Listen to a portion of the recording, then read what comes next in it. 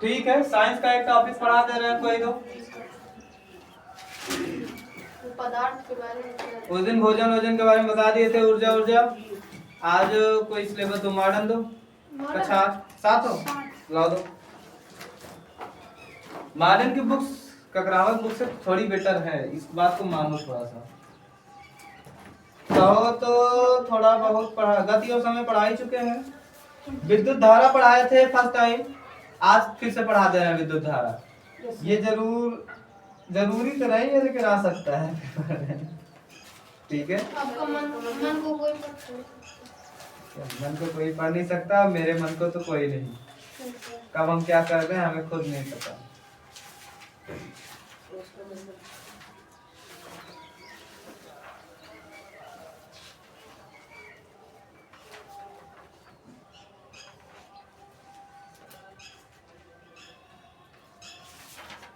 ठीक है, विद्युत धारा का स्टार्टिंग होता है विद्युत आवेश से। किससे होता है? विद्युत आवेश। विद्युत आवेश से। पहली वीडियो मेरी विद्युत धारा पे ही थी, कई सारे बच्चे थे। थे भाई, यहाँ पर वो उस पर पढ़ाएगा।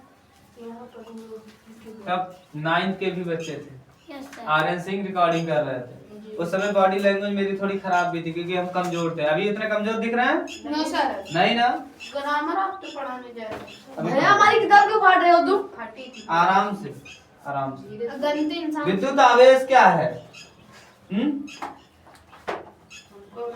सभी पदार्थ किससे बने होते हैं? परमाणुओं से बने होते हैं। Yes sir. इस प्रकार विद्युत आवेश क्या होता है? एक तरीके का चार्ज होता है। क्या होता है? चार्ज। आवेश को इंग्लिश में क्या बोलते हैं? चार्ज। जब हम अपने फोन को चार्ज करते हैं, समझो अपने फोन को विद्युत आवेश। आवेश से करते हैं, आवेशित करते हैं, इलेक्ट्रिक चार्ज।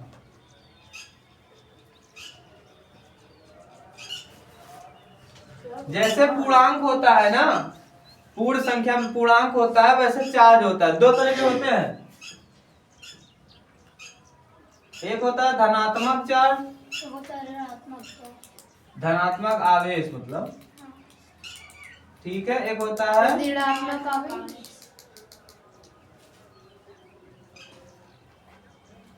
बैटरी में देखो दो सिरे होते हैं, दो सेल होते हैं, दो सिरे, एक ऊपर एक नीचे या बगल में।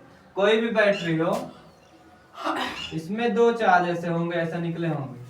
एक तुम्हारा लाल होगा, एक काला। एक को प्लस बोलेंगे, एक को माइनस। एक धन चार्ज होगा, एक ऋण चार्ज होगा, या कभी कभी बगल ही होता है, लेकिन रहता दो है। ठीक है, इसको बोलते हैं इंग्लिश में पॉजिटिव चार्ज, इसको बोलते हैं नेगेटिव चार्ज। इसको कुछ समझाना नहीं है, जैसे मैथ में पूर्णांक होते थे, धनात्मक पूर्णांक, ऋणात्मक पूर्णांक, वैसे ये भी है। चाहे संख्या हो चाहे बैटरी हो, दो चार्ज होना कंपलसरी होता है, जरूरी होता है। और इसमें से एक बात कुछ लोगों को हम थोड़ा बताए भी थे कि ये मारता नहीं है, मारता ये है, जिसे फेस भी बोलते हैं। फेस ही होता है, न्यूटन ही होता है, बोलते थे नहीं। पॉजिटिव चार्ज ही करंट मारता है हमें। ठीक है, कोई दिक्कत तो नहीं? ठीक है, विद्युत धारा भी जान जाओ। इसकी डिफिनेशन अभी नहीं लिखवाए हैं, लिखवा देंगे जल्दी। इलेक्ट्रिक करंट, धारा को क्या बोलते हैं? जैसे विद्युत धारा होती है वैसे जल धारा भी होती है। ठीक है, तो फिर भैया विद्युत धारा किसे कहते हैं? आवेशों की प्रवाह की दर को विद्युत धारा कहते हैं। लिख लो इसको, हेडिंग डाल के लिखो कि वीडियो में देख लोगे। नहीं लिखवाइए, भैया। विद्युत धारा हेडिंग डाल लो। हाँ जी बोलिए। ये देखो, ये बंद करके बैठे हैं। अरे बोलिए। ये सबसे इम्पोर्टेंट टॉपिक होने वाला है, आएगा जरूर पेपर में। पेपर में भले ना आए, किसी न किसी पेपर में तो आ ही जाएगा। विद्युत धारा हेडिंग डालो, इलेक्ट्रिक करंट इंग्लिश में। हो गया, बोलिए। आवेशों की प्रवाह की दर को आवेशों की प्रवाह की दर को दर को विद्युत धारा कहते हैं।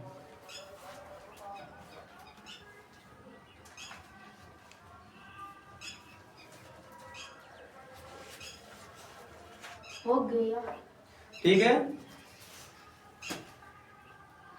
इसका मात्रक कूलाम होता है। एम्पियर।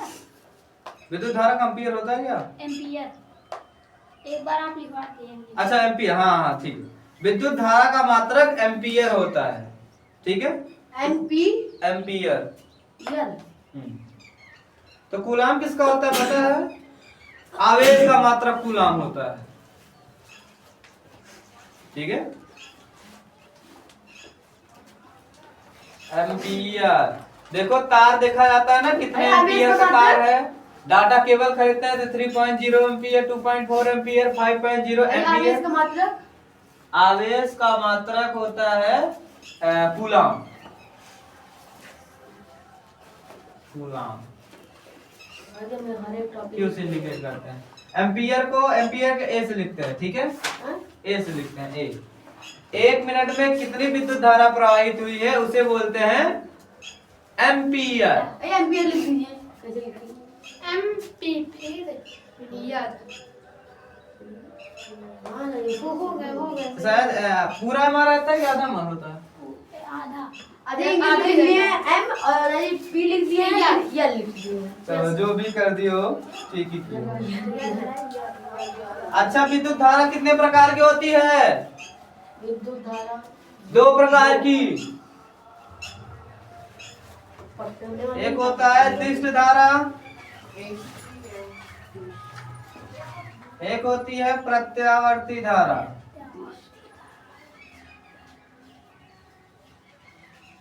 ठीक है, जब भी देखने मन करे वीडियो में देख लेना, भूल जाना। तो दिष्ट धारा मतलब होता है direct current.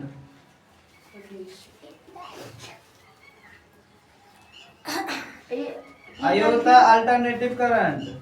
L I R E T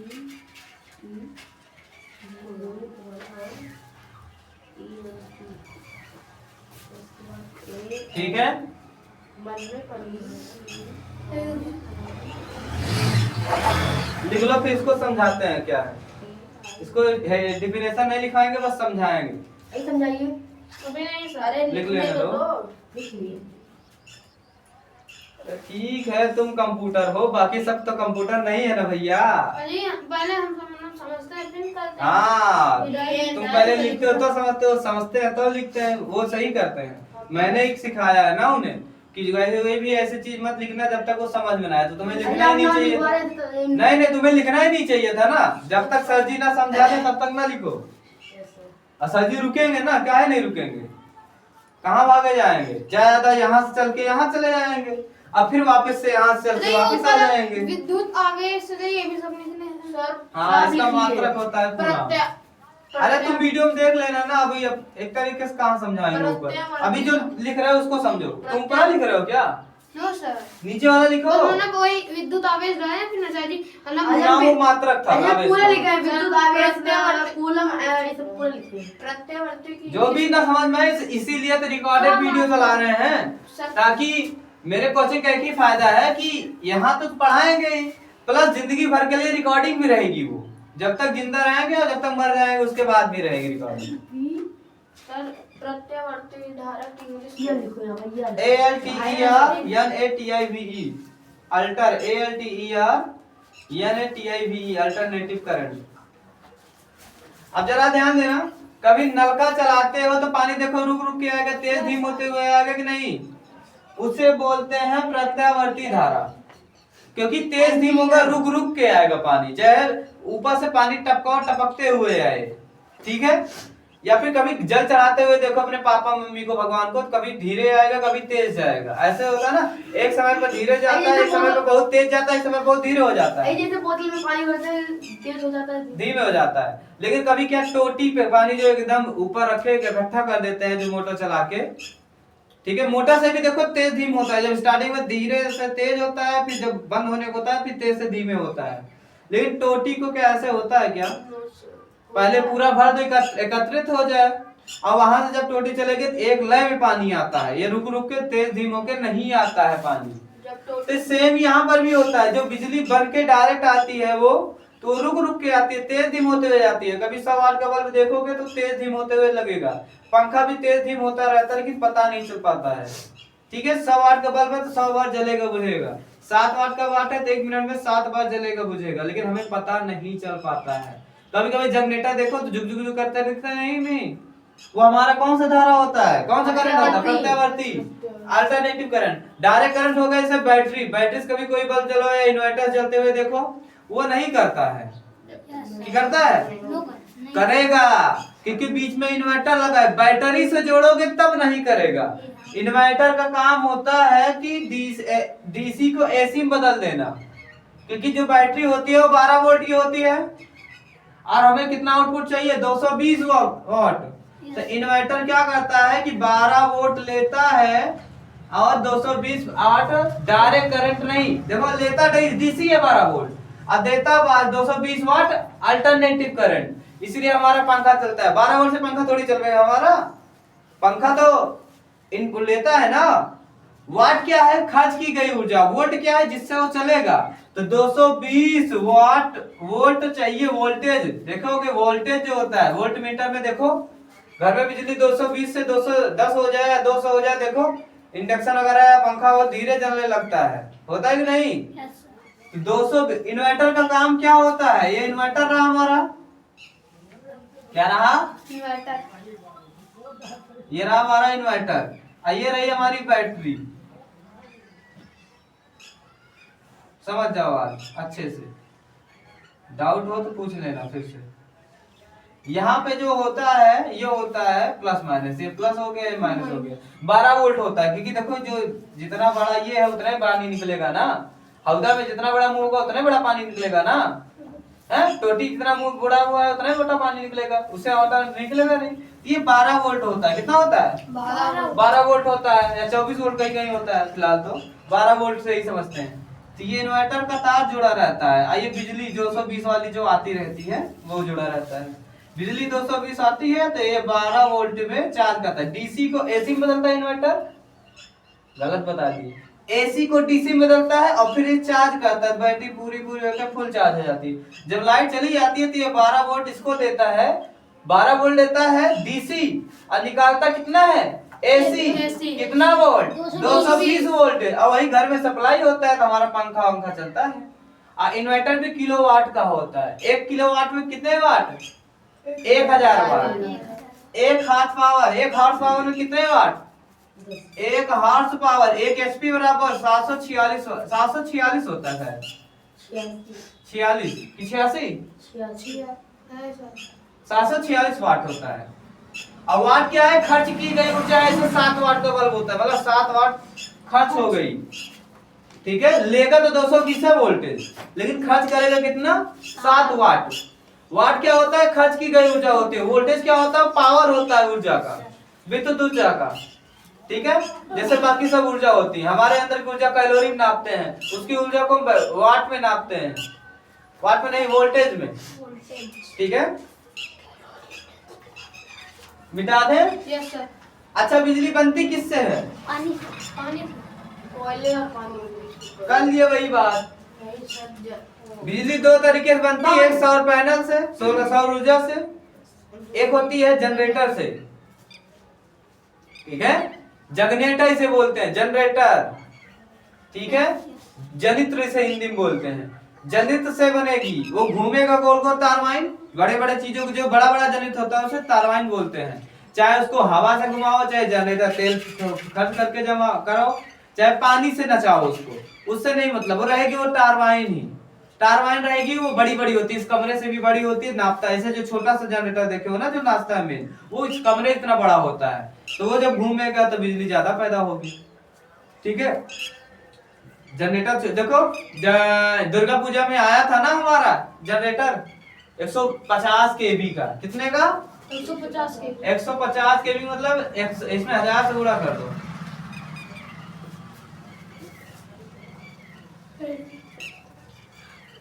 1,50,000 वाट का आया था जनरेटर। उससे डीजे बज रहा था, देखते नहीं थे कितना गर्दा उड़ता था, कितना ध्वनि प्रदूषण होता था, कान वान बंद करना पड़ता था। 150 केबी का आता था, 132 केबी की सप्लाई होती है सुल्तानपुर में, कहते नहीं 132 केबी खराब हो गई है, 33 केबी खराब हो गई है, 33,000 लाइन, 11 केबी 11,000 वाला जो गया है खंभे तक, और निकलता कितना है, सिंगल फेस आता है ना, एक फेस बराबर, एक सिंगल फेस बराबर होता है 220 वोल्ट, और दो सिंगल फेस, दो फेस हो गया तो 220 दूना 440 वोल्ट। गाना सुने होंगे ना, लगे 440 वोल्ट छूने से, तेरे भाई है 440 मतलब दो फेस आएगा। जैसे यहाँ बगल खंबा गया है ना, 3 तार गया है, इसमें से एक तार न्यूटन रहेगा और 2 तार फेस का रहेगा, पीपी एक न्यूटन का, तो 440 वोल्ट की सप्लाई करेगा ये, ठीक है। ट्रांसफार्मर के अंदर से होते हुए वैसे तो जाएगा 11,000 में। ट्रांसफार्मर क्या करता है, बिजली, ज्यादा बिजली को लेता है और कम में भेजता है। क्या 11,000 वाट पे घर में बिजली आएगी तो बचेगा कुछ, धुआंधार हो जाएगा, ठीक है। तो इसलिए ट्रांसफार्मर, इसको देखो यही देख लो, मिटाएंगे नहीं। ये जो 11,000 वाली लाइन आई है, फेस, ये फेस होता है, ये न्यूटन होता है, ये है तो तीनों मिला दिए, ठीक है। आया कितना, 11 के भी आया, यहाँ से दो तार निकलता है, वो कितने में जाता है, 220 वोल्ट। अपने गांव में देखो बिजली डिम आती है, इसलिए देखो 2 फेस निकालने की सोच रहे हैं। एक फेस ये न्यूटन हो गया, ये पी हो गया, एक और पी निकाल दे रहे हैं, डिस्ट्रीब्यूट कर देंगे, दोनों जोड़ देंगे तो कितना हो जाएगा, 440 वोल्ट। तो बिजली हमारे गांव में सही रहेगी, पंखा भी तेज चलेगा, समरसेबुल भी अच्छा चलेगा, लाइट भी अच्छे चलेगी। नहीं देखो जुगनू जैसा जलता है। किसी को कोई डाउट इसमें? No sir. कोई डाउट अगर होगा तो पूछ लेना, नहीं तो उस पे यूट्यूब पे भी देख लेना, ठीक है। जल्दी जल्दी 50 सब्सक्राइबर कराओ ताकि हम लाइव वीडियो चला सकें, हमें एडिट ना करना पड़े, जो चल रहा हो सीधा लाइव चले, लाइव प्रसारण, ठीक है। तो 50 सब्सक्राइबर चाहिए। कोचिंग में ना एडमिशन करा सको तो सब्सक्राइबर तो करवा ही दो, कम से कम 50 चाहिए बस, उसके बाद कुछ नहीं, ताकि लाइव चला सके ना। इसका रूल है यूट्यूब का, भी पता नहीं कैसा रूल आ गया है कि जब तक 50 सब्सक्राइबर होंगे नहीं तब तक हम चला नहीं सकते। पहले तो 1000 सब्सक्राइबर भी बोले। 1000 पे पैसा मिलता है, नहीं हमें पैसा नहीं चाहिए, लाइव वीडियो चलाना है तो 50 सब्सक्राइबर होने चाहिए। इंस्टाग्राम पे भी अपने उस वाले एजुकेशन सेंटर पे नहीं चला सकते, उसमें भी थोड़ा नया आईडी बनाओगे तो नहीं चलेगा, ठीक है। मिटा दे इसको। Yes sir. विद्युत ऊर्जा पूरी समझ में आ गई? कोई डाउट नहीं? डाउट होगा तो अगले दिन पूछना, लेकिन पेपर में नहीं, पेपर पर मिटा दे। ये पूरा स्क्रीनशॉट बढ़िया से ले लेना, इसलिए एक बार हट गए हैं, पूरे से दिख रहा है, ठीक है। जो समझना होगा समझ लेना। डेट वगैरह नहीं चेंज कर रहे हैं, वाह डेट है वही पड़ी है, 27 आज है ना, तो कोई चेंज किया था, मतलब हम नहीं चेंज किए। अच्छा आदिल सिंह पढ़ाया था ना जूनियर टीचर, जो हमें असिस्ट कर रहे हैं, क्योंकि हम एक पीरियड नहीं पढ़ाते हैं, लेक्चर वही पूरा पढ़ाते हैं, क्योंकि हम खाना खा के सो जाते हैं, क्योंकि हमारी दवा चल रही है ना भूख लगने की, तो हमें इस टाइम बहुत भूख लगता है, 2 ढाई 3 बजे, तो खा लेते हैं ढेर सारा, फिर नींद लगने लगती है। देखो आए थे तो हम लगभग सो के उठे थे जस्ट, अब अभी स्लीप मोड पे लगाए थे अलार्म, ताकि तुरंत 25 मिनट बाद उठ सके, नहीं तुम लोग उठाओगे और क्या, ठीक है। तो एंट्रेंस एग्जाम के लिए क्लियर है। सभी तुम्हारी फीस नहीं आई? मिल जाएगी पहले 7:30 बजे से पहले। चलो ठीक है, जो भी हो देख लेना, क्योंकि इसी के हिसाब से हम कॉपी लाएंगे, कॉपी में देना है ना तुम सबको। 8 पन्ने की जो स्कूल वाली होती है, राजेश सर से बात करेंगे और 8 पन्ने वाली कॉपी ले लेंगे और हो जाएगा। नहीं तो निहाल के यहाँ कॉपी ले लेंगे बड़ी सी, उसके फाड़ फाड़ के बीच में से दे देंगे, ठीक है। आज ही जो कुछ करेंगे आज ही अरेंज कर देंगे, ठीक है। अरे एक लोग ज्यादा तो फिर और ग्रामर में आ जाए। Yes sir. ग्रामर में कौन सा नाउन था? कलेक्टिव नाउन, समूहवाचक संज्ञा। कलेक्टिव नाउन हेडिंग डाल लो, इसको बोलते हैं समूहवाचक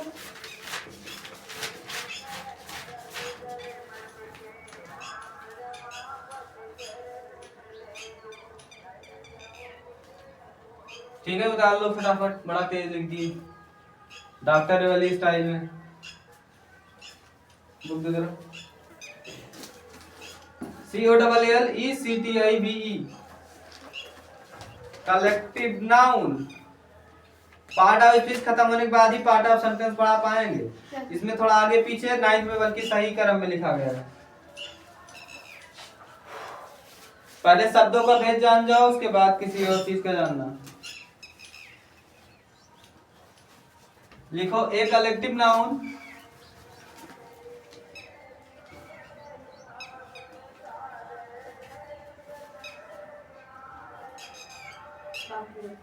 is the name of a collective noun is the name of group of person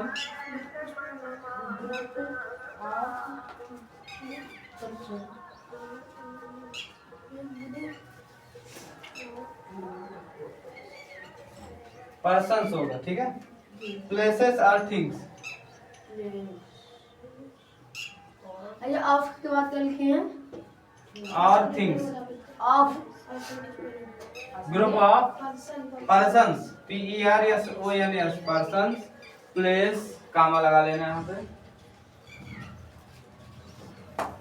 or things, ठीक। कोई दिक्कत? No sir. अच्छी बात।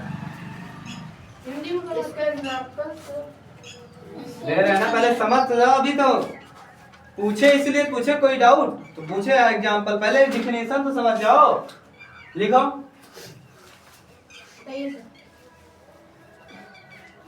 किसी व्यक्ति, स्थान और वस्तुओं के समूह को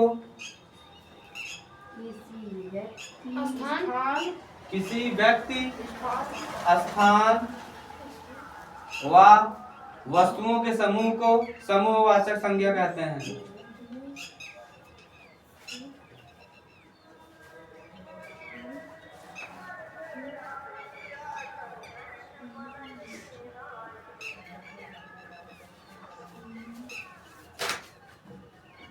इसको चिपका लो या तो दिया मत करो। एग्जाम्पल में देख लो, जैसे हो जाता है तुम्हारा भीड़। कोई डाउट नहीं है इसमें? हिंदी में तो एकदम क्लियर हो जा रहा है। जैसे क्राउड हो गया, भीड़ मतलब भीड़, ठीक है। आर्मी हो गया, आर्मी हो गया, आर्मी मतलब सेना, ठीक है। फौजी, उसमें भी ग्रुप ऑफ सोल्जर होते हैं ना। गैंग हो गया, ठीक है। कंपनी हो गई, पुलिस। स्कूल हो गया, नहीं। पुलिस। टीम हो गया, पुलिस पुलिस जाएगा कॉमन नाउन में, आर्मी के बाद, ठीक है, जिसमें कोई भी आ सकता है। आर्मी के बाद क्या लिखना है? आर्मी के बाद गैंग, GANG। टीम हो गया, फैमिली हो गया। हिंदी देख लेना अपने हिसाब से, सर्च कर लेना, गूगल इतना करना जानते हो तुम लोग। अब इतने छोटे बच्चे नहीं रहे कि कुछ नहीं पता, ये भी खत्म हो रहा जाता है, इंक लेना पड़ेगा, ठीक है। कितने हो गए? 5 हो गए ना, 6 हो गए। बाकी एग्जांपल तुम कम से कम 10-15 एग्जांपल लिख लेना खुद से, जो ग्रुप और ऐसे गुच्छा होता है। गुलदस्ता हो गया, अंगूर का गुच्छा हो गया, ठीक है। बंच ऑफ कीज, ठीक है। Any doubt? No sir. Grammar समाप्त।